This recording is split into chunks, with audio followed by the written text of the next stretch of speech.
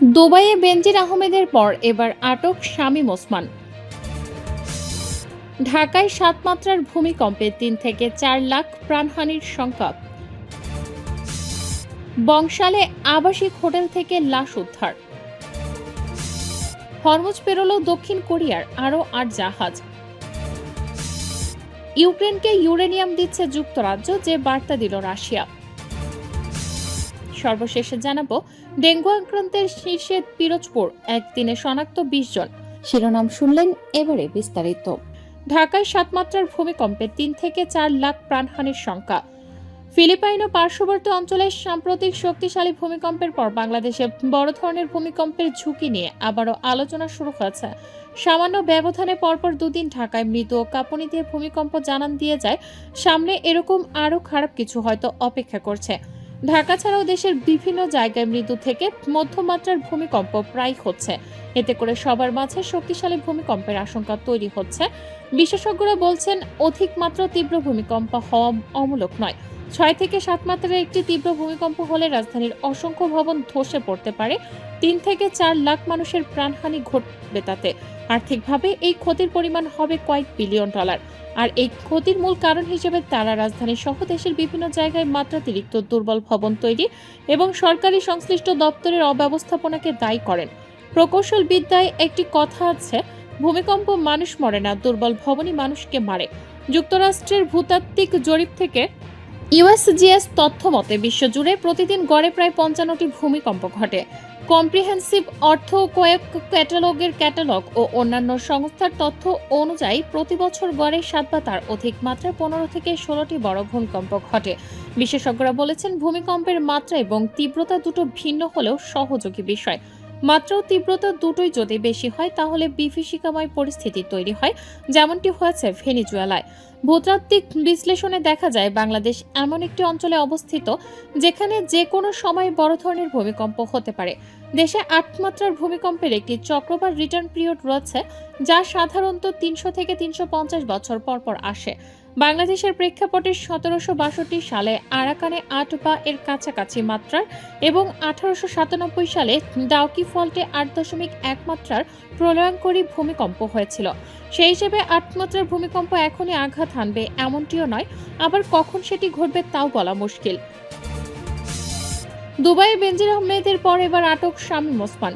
সংযুক্ত আরব আমিরাতের দুবাইয়ের সাবেক আইজিপি বেনজির আহমেদ এবং সাবেক সংসদ সদস্য শামীম ওসমানকে নিয়ে ছড়িয়ে পড়া খবরের সত্যতা নিচে তুলে ধরা হলো। বেনজির আহমেদের গ্রেফতারের সত্য দুর্নীতি দমন কমিশনারের দুদক মামলার পরিপ্রেক্ষিতে ইন্টারপোলের সহায়তায় সাবেক আইজিপি বেনজির আহমেদকে গত ১৪ জুন ২০২৬ তারিখে দুবাই পুলিশ গ্রেফতার করেছে। বাংলাদেশ সরকারের পক্ষ থেকে তাকে দ্রুত দেশে ফিরিয়ে আনার প্রক্রিয়া চলছে। তবে শামীম ওসমানের গ্রেফতারের খবর গুজব। বংশালে আবাসিক হোটেল থেকে লাশ উদ্ধার। রাজধানীর বংশালের সিদ্দিক বাজার এলাকার একটি আবাসিক হোটেল থেকে মোহাম্মদ শামীম হাসনাত বয়স ৪৬ নামে এক ব্যক্তির লাশ উদ্ধার করেছে পুলিশ। বৃহস্পতিবার ২৫ জুন সকালে ঢাকা প্যালেস নামে আবাসিক হোটেলের ৪র্থ তলার ১২১ নম্বর কক্ষ থেকে তার লাশ উদ্ধার করা হয়। নিহত শামীম হাসনাত কিশোরগঞ্জের বাজিতপুর উপজেলার শশিয়দিঘি গ্রামের বাসিন্দা। তার বাবার নাম মৃত আবুল কাশেম।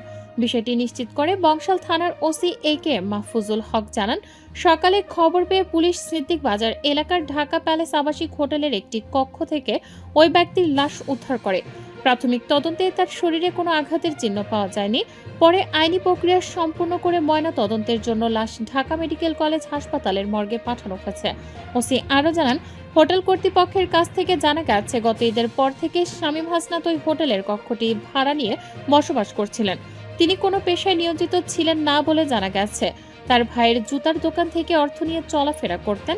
তবে তিনি কি কাজ করতেন সে বিষয়ে পুলিশ নিশ্চিত হতে পারেনি। প্রাথমিকভাবে ধারণা করা হচ্ছে, অতিরিক্ত মাদক সেবনের কারণে তার মৃত্যু হয়ে থাকতে পারে। ময়নাতদন্তের প্রতিবেদন পাওয়ার পর মৃত্যুর প্রকৃত কারণ জানা যাবে। হরমুজ পেরোল দক্ষিণ কোরিয়ার আরও ৮ জাহাজ। হরমুজ প্রণালী থেকে দক্ষিণ কোরিয়ার আরও ৮টি জাহাজ নিরাপদে বেরিয়ে গেছে বলে জানিয়েছে দেশটির মহাসাগর ও মৎস্য মন্ত্রণালয়। শুক্রবার ২৬ জুন সিওল সময় সকাল ৯টা পর্যন্ত ওই এলাকায় দক্ষিণ কোরিয়ার পরিচালিত মোট ৫টি জাহাজ অবস্থান করছিল। এসব জাহাজে মোট ৪৭ জন নাবিক রয়েছেন বলে জানিয়েছে মন্ত্রণালয়। তবে জাহাজগুলোর নিরাপত্তার কথা বিবেচনা করে এবং জাহাজ মালিক ও নাগরিকদের অনুরোধে তাদের পরিচয় বা অন্যান্য বিস্তারিত তথ্য প্রকাশ করতে অস্বীকৃতি জানিয়েছে দক্ষিণ কোরিয়ার মন্ত্রণালয়। এদিকে ওমান উপকূলের কাছে হরমুজ প্রণালীর অদূরে একটি পণ্যবাহী জাহাজে অজ্ঞাত উৎস থেকে ছোড়া ক্ষেপণাস্ত্রের আঘাতের পর আন্তর্জাতিক বাজারে তেলের দাম আবারও বেড়েছে। এ ঘটনায় গুরুত্বপূর্ণ এই নৌপথের নিরাপত্তা এবং অঞ্চল থেকে তেল রপ্তানি স্বাভাবিক হওয়া নিয়ে নতুন করে উদ্বেগ তৈরি হয়েছে। শুক্রবার আন্তর্জাতিক মানদণ্ড ব্রেন্ট ক্রুডের দাম ব্যারেল প্রতি $1.52 বা 2.1% বেড়ে $75.26 পৌঁছায়। অন্যদিকে যুক্তরাষ্ট্রের ওয়েস্ট টেক্সাস ইন্টারমিডিয়েট অপরিশোধিত তেলের দাম $1.58 বা 2.3% বেড়ে ব্যারেল প্রতি $71.92 ওঠে। ইউক্রেনকে ইউরেনিয়াম দিচ্ছে যুক্তরাজ্য, যে বার্তা দিল রাশিয়া। ইউক্রেনের পারমাণবিক বিদ্যুৎ কেন্দ্রগুলোর জন্য সমৃদ্ধ ইউরেনিয়াম সরবরাহে যুক্তরাজ্যের পরিকল্পনাকে সন্দেহজনক রাজনৈতিক উদ্দেশ্যে প্রণোদিত পদক্ষেপ বলে মন্তব্য করেছে রাশিয়া। দেশটির পররাষ্ট্র মন্ত্রণালয়ের মুখপাত্র মারিয়া জাখারোভা বলেছেন, এই সিদ্ধান্তের পেছনে বাণিজ্যিক স্বার্থের চেয়ে কিয়েভ সরকারকে সমর্থনের রাজনৈতিক বার্তা দেওয়ার উদ্দেশ্যই বেশি কাজ করছে। রাশিয়ার পররাষ্ট্র মন্ত্রণালয়ের ওয়েবসাইটে প্রকাশিত এক বিবৃতিতে পররাষ্ট্রমন্ত্রী জাখারোভা বলেন, পরিকল্পনাটি সম্ভবত ইউক্রেনের পারমাণবিক বিদ্যুৎ কেন্দ্রের জন্য পারমাণবিক জ্বালানি তৈরিতে ব্যবহৃত নিম্ন সমৃদ্ধ ইউরেনিয়াম সরবরাহের সঙ্গে সম্পর্কিত।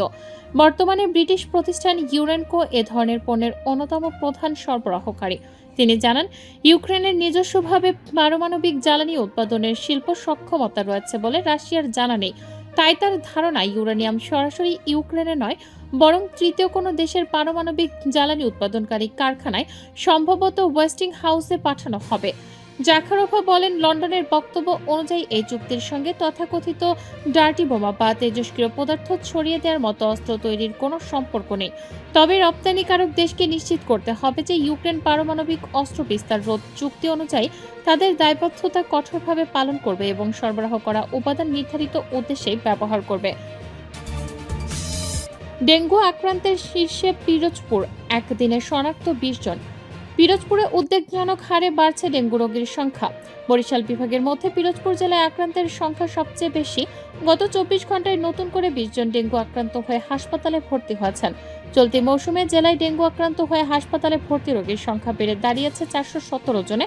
এদিকে চলতি মাসে ডেঙ্গুতে একজনের মৃত্যুর তথ্য জানিয়েছে জেলা স্বাস্থ্য বিভাগ। জেলা স্বাস্থ্য বিভাগের তথ্য অনুযায়ী 1 জানুয়ারি থেকে এ পর্যন্ত ডেঙ্গু আক্রান্ত হয়ে জেলার বিভিন্ন হাসপাতাল ও স্বাস্থ্য কমপ্লেক্সে ভর্তি হয়েছেন 417 জন রোগী। এর মধ্যে সুস্থ হয়ে বাড়ি ফিরেছেন 375 জন। বর্তমানে জেলা হাসপাতাল ও উপজেলা স্বাস্থ্য কমপ্লেক্সগুলোতে চিকিৎসাধীন রয়েছেন 40 জন রোগী। গত 24 ঘন্টায় ভর্তি হওয়া 20 জন রোগীর মধ্যে 12 জন পিরোজপুর জেলা হাসপাতালে, 5 জন ভান্ডারিয়া উপজেলা স্বাস্থ্য কমপ্লেক্সে এবং 3 জন নেসারাবাদ উপজেলা স্বাস্থ্য কমপ্লেক্সে ভর্তি হয়েছেন। বর্তমানে জেলা হাসপাতালে ডেঙ্গু আক্রান্ত 22 জন রোগী চিকিৎসা নিচ্ছেন। চলতি বছরে জেলা হাসপাতাল থেকে সুস্থ হয়ে বাড়ি ফিরেছেন 169 জন ডেঙ্গু রোগী। পিরোজপুরে ডেঙ্গু রোগীর সংখ্যা বাড়ার সঙ্গে সঙ্গে সদর হাসপাতালে চিকিৎসা নিতে আসা রোগী ও স্বজনদের মধ্যে উদ্বেগও বাড়ছে। হাসপাতালের সীমিত জায়গার কারণে ডেঙ্গু রোগী ও অন্যান্য রোগে আক্রান্ত রোগীদের একই ওয়ার্ডে বা কাছাকাছি অবস্থান করতে হচ্ছে বলে অভিযোগ তুলেছেন হাসপাতালে চিকিৎসা নিতে আসা রোগী ও তাদের স্বজনরা। সাধারণ রোগী ও তাদের স্বজনরা ডেঙ্গু রোগীদের জন্য পৃথক ব্যবস্থার দাবি জানিয়েছেন। স্বাস্থ্য বিভাগ বলছে, হাসপাতালে ভর্তি হওয়ার রোগীদের একটি বড় অংশ রাজধানী ঢাকা থেকে ডেঙ্গুতে আক্রান্ত হয়ে নিজ জেলায় ফিরে চিকিৎসা নিচ্ছেন। আক্রান্তদের মধ্যে পিরোজপুর সদর, ভান্ডারিয়া ও নেসারাবাদ উপজেলার বাসিন্দাদের সংখ্যাই বেশি।